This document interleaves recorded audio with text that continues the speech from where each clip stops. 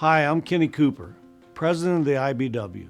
July is a time for celebration across North America as we recognize the births of our two great nations.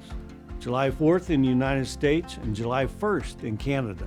The founding of both of our nations was groundbreaking because for the first time, nations were built not just on territory, but an ideal called freedom, an ideal that no authority has the right to abridge our God-given right to speak freely, to worship freely, to assemble and express our views freely.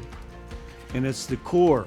Freedom is the belief in our right to shape our own destinies. Now we know that neither country has always lived up to those ideals, but generation after generation of American and Canadians have fought to close the gap between promise and practice, expanding our boundaries of freedom. And working people have led that fight. The labor movement asks, what does freedom mean when wealth and power are concentrated in the hands of a small elite? What does it mean when our workplaces feel more like dictatorships than democracies? Through the power of organizing, workers stood up for their rights. They fought to make sure free speech and the right to assemble weren't limited to the streets, but extended to the workplace as well.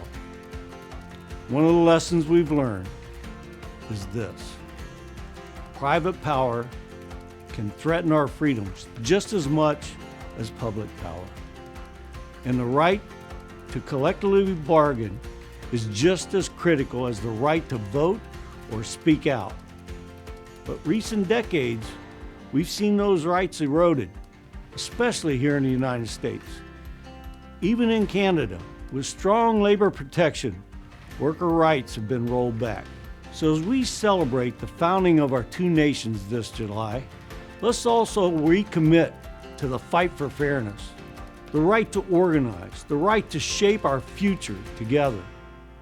Because strong democracies need strong unions, and every working person deserves the freedom to decide their own destiny. On behalf of all the officers and the staff of the International Brotherhood of Electrical Workers, happy Independence Day and happy Canada Day. Thank you for watching, and we'll see you next time.